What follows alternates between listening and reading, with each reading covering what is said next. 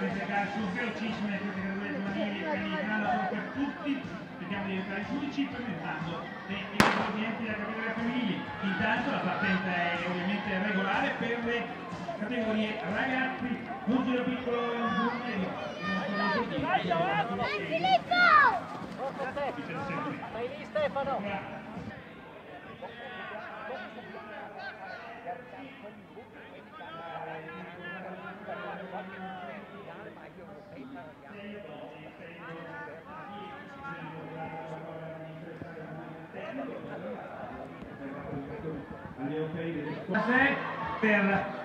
per Selvaggio e poi abbiamo visto anche un atleta del Cermis.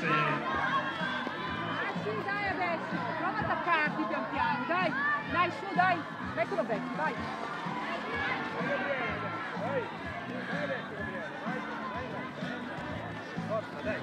Dai, adesso vai. Dai.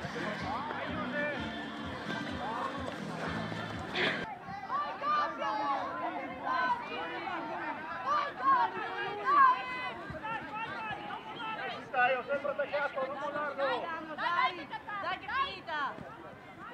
Dai, copri! Dai, Messi! Dai, diamola, dai! All'arrivo ragazzi, 1000 metri per loro, già percorso di 200 metri, gran volata, abbiamo tra Brugna e Masema e Brugnara, ecco qua, del Nike, cambia Sentaio Masema, del GS Valsugana e poi per la terza posizione il grande ragazzo del Cermis, ovviamente il campione Coser.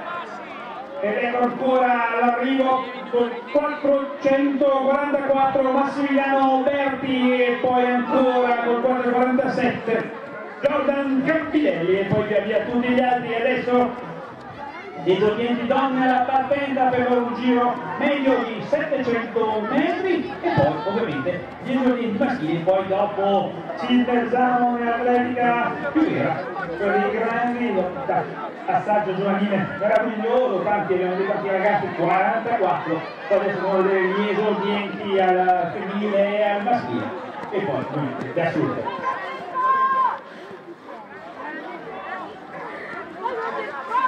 5 minuti per le creature dei master,